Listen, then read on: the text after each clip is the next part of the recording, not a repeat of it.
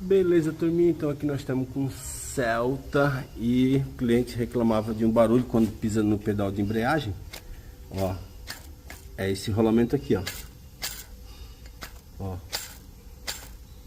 Esse rolamento que faz o barulho. Então tirei a caixa de câmbio fora. Aí a gente vai trocar o sistema de embreagem disco platô, certo? E também o rolamento de embreagem. É ele que faz barulho quando a gente pisa na embreagem e faz um chiado, um ronco. É essa peça aqui que faz barulho, ó. Olha. Esse é o barulho que faz ali, beleza? Isso é só uma dica rápida TJ Mendes.